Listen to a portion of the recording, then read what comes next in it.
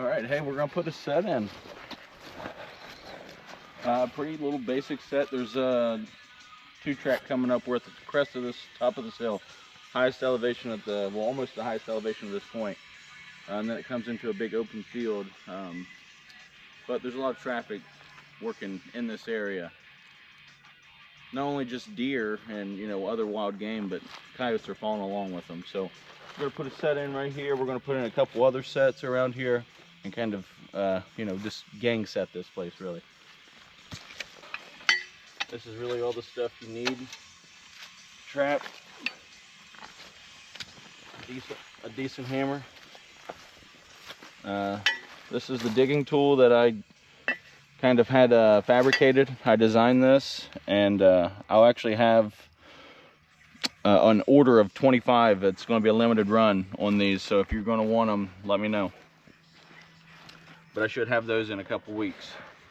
So anyways, I'll just kind of get a gauge of where I want everything, and then I'll just dig out, and it's just going to be like a V.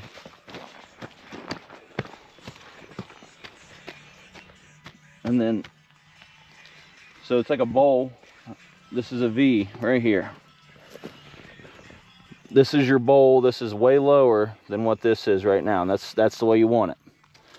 So this is where your trap's going to sit. Your trap's going to sit down in here, and we'll have the levers resting on top of this V, and then we'll have the other points. They'll be resting in this base with a bottom that's hollowed out where our trap can sit, and you won't have any wobble when you go, because if you set it down there, it's going to have a lot of wobble.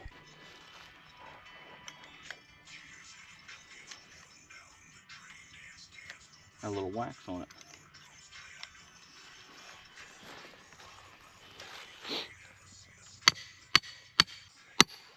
And then I just take with my lady slipper, I just take and I dive in right where that claw is, and then I'm going to pry back. So it, you know, if you ever have that initial pull, it can be a pain in the ass. I'll take my chain, and then I bowl that out even more. So now we're, you know, we have here, and then we had our bowl, and now I hollowed that out. If you can tell, we're here, and then you dip down, and this is where the other ledge is, where my thumb is. So we're down, you know, just a couple more inches. I really like this tool because you get a really nice plug to come out most of the time. And then I'll use that for my guiding later on.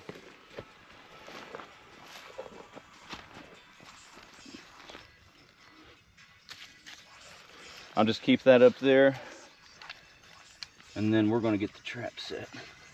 This is one of the original traps that I modified when I was just getting started.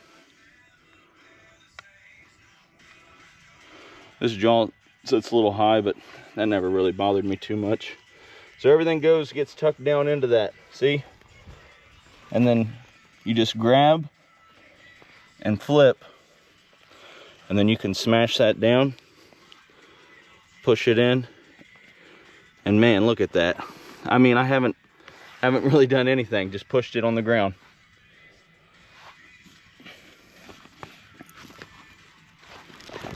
And so with this, you don't really need a backing, because your hole doesn't really start up here. It's starting down here below ground level.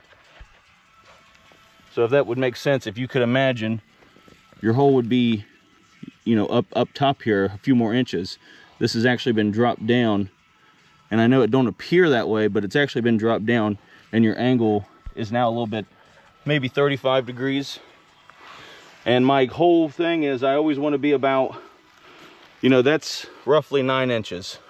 From tip to tip, that's roughly 9 inches. So I want my pan to be right around that 9 inch. And this is what I always say, the front lip of the hole. I want to go back off. So I'm probably about 8 inches, but it doesn't matter because the way we construct this at the end, you guide everything so much better. At least I do now from just watching multiple guys like Mike and Phil, you know, buddies of mine, and we talk about stuff. So it's pretty sweet how this set kind of works. And then I have a mixture of just grass and peat, and I just mix it all together, and then I'll sift my peat, and then if I need some grass at the end to blend anything,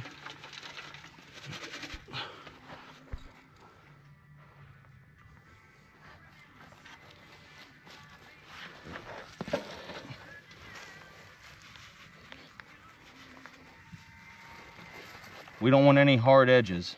See, like that's what I would consider a hard edge.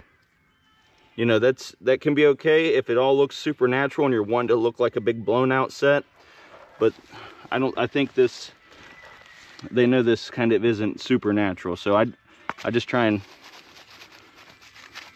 feather it out. Like you were talking about, like getting a fade haircut or something. And you want that nice. But you can also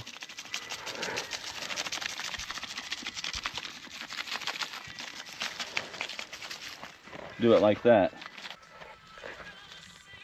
And then, like I said, with the guides, you can just put these guides here. Now you don't need to do anything to them.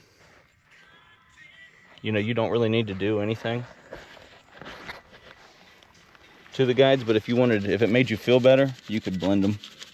You know, you could feather everything out. That isn't always needed, but that's pretty much a constructed set. And then we've got them, we pretty much have them bottlenecked down. They come in here, and we got the wind coming to our face, so if they're working it from the downwind side, we have a really good approach. Everything's working in our favor. They do have a nice little mound here if they do want to stand up and look down over top.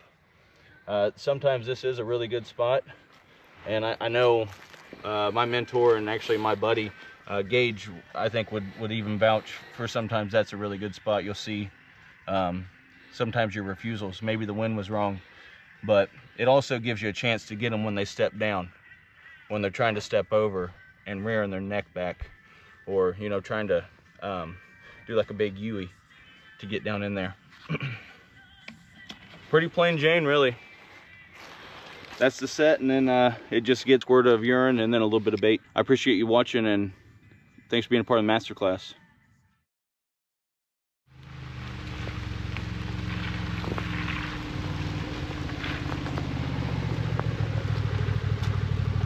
All right, we caught a red fox.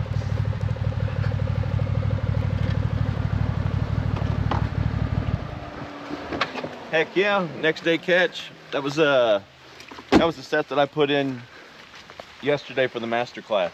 So pretty cool to see. Got a nice little pad catch on him. We'll get him taken care of and get the set remade and get on down the road. We got some more traps to check. We're the trappers of the storm today. Heck yeah, guys.